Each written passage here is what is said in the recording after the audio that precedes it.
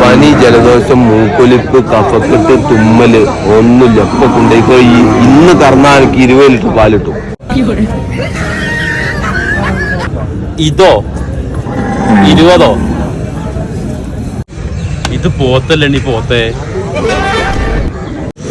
അനക്ക് പയ്യല്ലേ വേണ്ടേ? സാധനണ്ട്. അനക്ക് എത്ര വേണം? 2